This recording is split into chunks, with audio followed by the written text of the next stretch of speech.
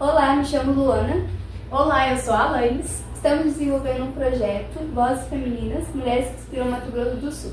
E hoje entrevistaremos Tatiana Santos, que é psicóloga graduada, mestre em desenvolvimento local e com pesquisa focada em mulheres de periferia. Uma mulher ativista que atua na área social e de uma maneira incrível, encorajando mulheres de todo o Mato Grosso do Sul em como se defender. Olá, Tatiana! Hoje nós vamos te fazer algumas perguntas e aí você pode responder tranquilamente como forma de conversa. Oi, Alanis. Oi, Luana. Obrigada pelo convite. Estou muito feliz de estar aqui com vocês hoje e conhecer mais um pouco do projeto Vozes Femininas, Mulheres que Inspiram Mato Grosso do Sul. Bom, a primeira pergunta é: como foi atuar na Casa da Mulher Brasileira e quais desafios você enfrentou com as mulheres em situação de violência?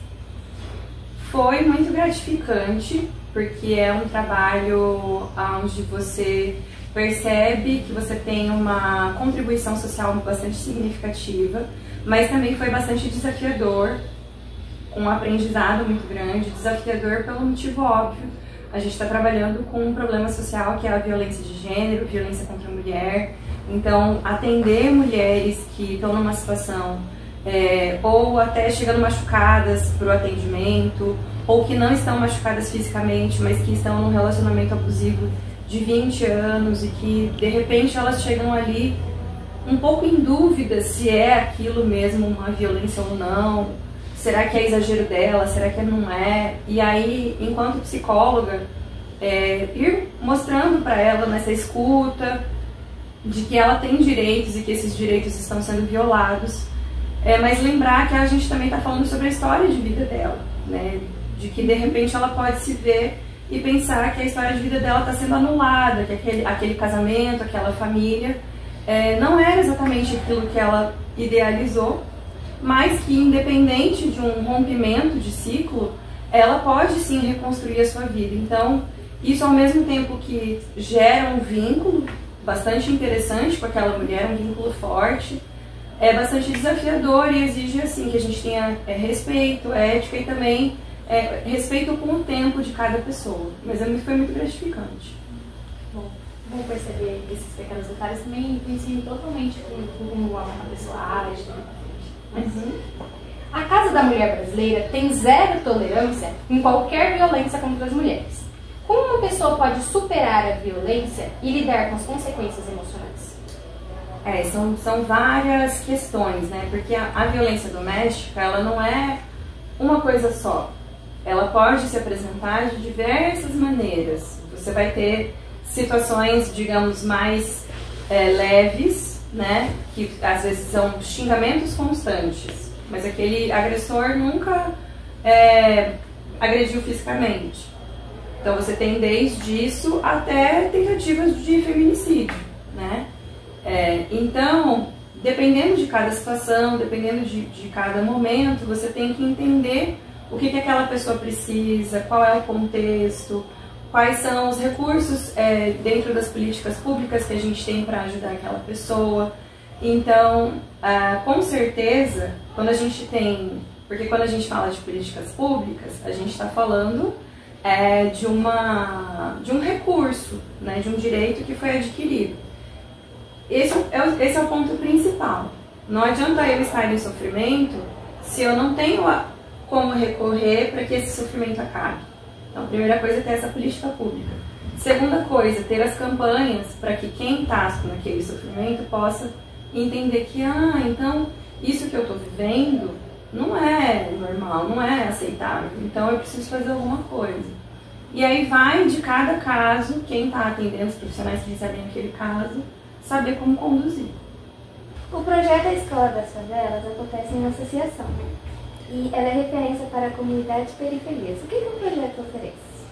A Escola das Favelas, ela é uma iniciativa que é uma equipe multidisciplinar para fazer projetos e pesquisa com a população de periferias e favelas de Campo Grande. Então, eu não sei se vocês sabem, vocês estão com quantos anos agora? 15 e 16. Eu tenho 38. Então, durante um tempo, na minha juventude, quando eu era mais nova, Campo Grande foi conhecida como a primeira capital sem favelas. Vocês já sabiam desses? Então, vocês são meninas bem informadas. Mas, na verdade, Campo Grande tem um número cada vez maior de favelas.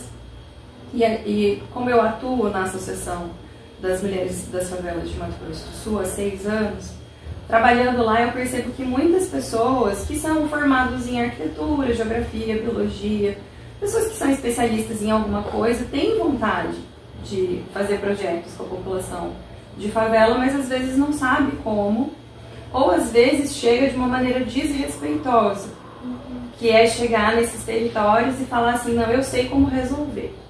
E não ter uma escuta, não ter um preparo de saber que quem sabe sobre si mesmo é a pessoa que mora naquele território. Então a Escola das Favelas, ela é uma iniciativa em que a gente fala que os alunos somos nós. Pessoas graduadas, pessoas formadas, a gente se junta para aprender a escutar, para aprender a fazer junto de quem mora nas favelas. E atualmente a gente tem lá 3 projetos em atividade. Tem um que chama Sonhos em Comunidade, em que a gente fez algumas oficinas para conhecer quais são os sonhos dos moradores do São Conrado. O São Conrado não é uma favela atualmente, mas começou lá atrás como uma favela, hoje em dia é um bairro periférico ainda, precisa de algumas estruturas. E a gente fez algumas oficinas para levantar quais são os sonhos daquelas pessoas para aquele lugar. E aí a gente começou agora com uma horta comunitária, porque foi um dos sonhos das pessoas lá. O outro projeto se chama Cine Favela, que a gente faz exibição de alguns filmes e depois a gente tem uma atividade, uma oficina com um trabalho de grupo para ter uma expressão, um entendimento do que a gente captou daquele filme, né? Então é um trabalho também relacionado à saúde mental, o Cine Favela. Sim. E tem o Papo Entre Mulheres, que é o meu projeto que eu comecei o ano passado, que é um grupo de mulheres também, onde eu uso psicodrama, socionomia, técnicas reflexivas, que também é um trabalho de saúde mental. Então, assim, nós estamos no começo, a gente fez um ano agora, o mês passado a gente fez um ano de projeto da Escola das Favelas, e aí a nossa intenção é cada vez mais ter uma atuação junto das favelas, para que a gente possa, de repente, trabalhar com habitação, com horta comunitária, com fortalecimento dos laços, enfim, com o que as pessoas quiserem. Um projeto legal, é até a vontade de implementar isso em cada bairro, né? É tão importante implementar isso em cada bairro. A gente, é um sonho nosso. Quem sabe a gente vem pra cá também, não é? Legal. Muito bem. Sobre o projeto, a Escola das Favelas, as ações sociais fazem a diferença? As pessoas envolvidas colaboram com o projeto? Qual a motivação que você e seu grupo têm em manter o projeto ativo? São 3 perguntas. Sobre o projeto da Escola das Favelas, as ações sociais fazem a diferença? Com certeza fazem, mas posso começar pela última pergunta?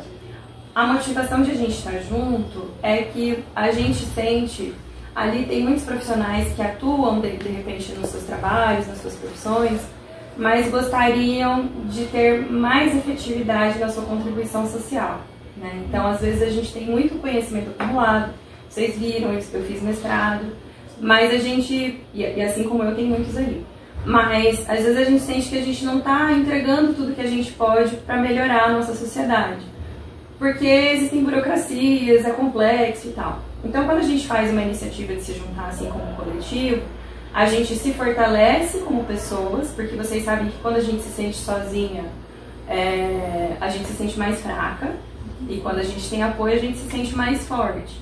Então a gente se fortalece enquanto grupo e a gente sonha junto, né? Eu queria muito que tivesse hortas em todos os bairros. Que legal, então você segura na minha mão, a gente segura na mão uma da outra e a gente tenta fazer isso, entendeu? É muito melhor do que eu tentar fazer sozinha, você e você sozinhas, entendeu? Essa é a nossa motivação de estar junto. E aí isso faz diferença, por quê? Isso faz diferença tanto para quem está levando o trabalho, como também para quem está ali recebendo. Mas a nossa intenção não é só entregar, a nossa intenção é fazer junto, ter uma troca, né? Com relação a hortas, por exemplo, a gente percebeu que a população ali do São Conrado tem muito mais conhecimento sobre horta, ervas, hortaliça do que a gente tem, né? Então, a gente Enquanto profissionais ali, o que a gente fez foi lembrar quais são os sonhos deles, fazer as oficinas para lembrar quais são os sonhos, e a partir desses sonhos, trazer isso para uma coisa mais real, entende? Durante todos os seus trabalhos, dentro dos projetos que você elabora, você enfrentou algum machismo? Sim, enfrentei. Acho que tiveram pessoas que já passaram até por violências mais intensas do que eu passei, mas a gente pode pensar assim, que sempre que você vai mexer numa estrutura que já está estabelecida, você vai sofrer resistência. Então, quando a gente fala de direitos das mulheres, a gente está dizendo para os homens assim, olha, aquilo que vocês estavam acostumados a fazer com a gente, agora a gente não vai mais aceitar. E se vocês fizerem, vocês vão sofrer consequências, vocês vão ser punidos. A gente pode chamar a polícia, e aí você pode sofrer um processo judicial, e eles sabem que isso também pode interferir na reputação social, imagem pública deles, enfim.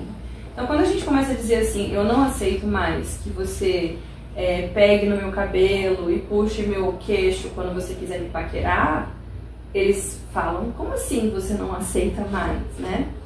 E também quando a gente fala de homens que têm poder, porque para você mudar uma lei, você tem que enfrentar homens que têm poder, né?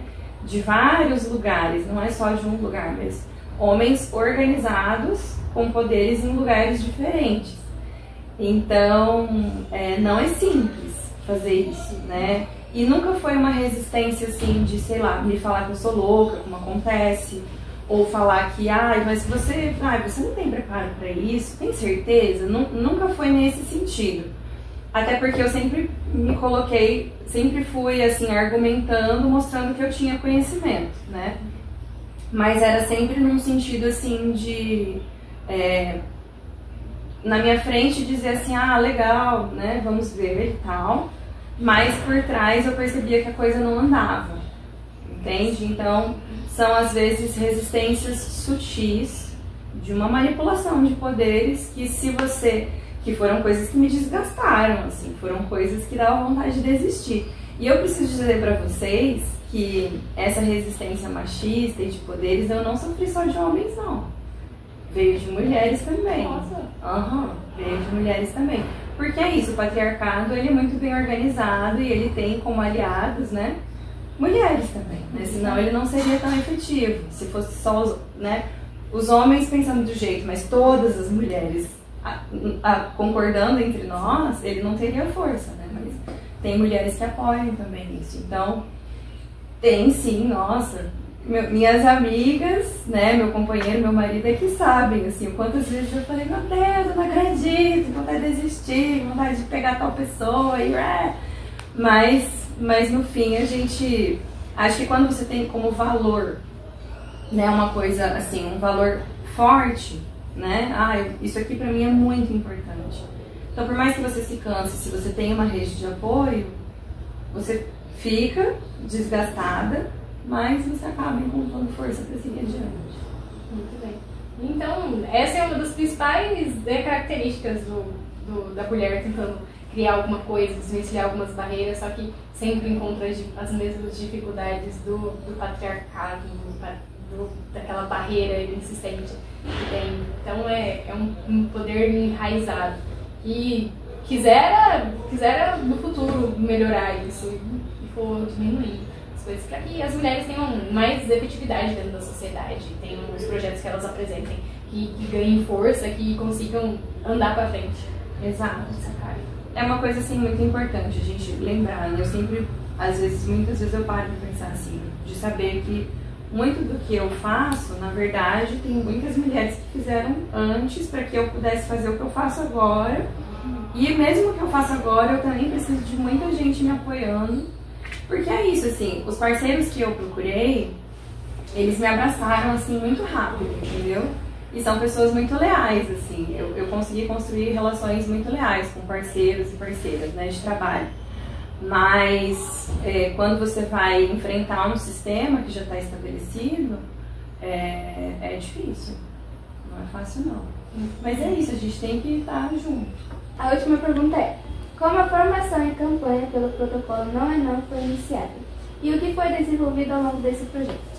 Tá. A campanha pelo Protocolo Não é Não, ela tem assim um processo, né? Por trabalhar na Casa da Mulher Brasileira, então eu tive uma experiência com violência doméstica, violência de gênero, e fiz um trabalho para prevenção de assédio no Instituto Federal de Mato Grosso do Sul. Aí, a partir disso, alguns bares, onde eu fiz alguns trabalhos de palestra, me perguntaram, olha, a gente quer fazer alguma coisa para saber como que a gente age se acontecer um assédio aqui dentro desse bar. Como que a gente pode fazer, a gente está sem saber como agir, né? O que a gente pode fazer, o que a gente não pode. E aí me pediram um treinamento para a equipe.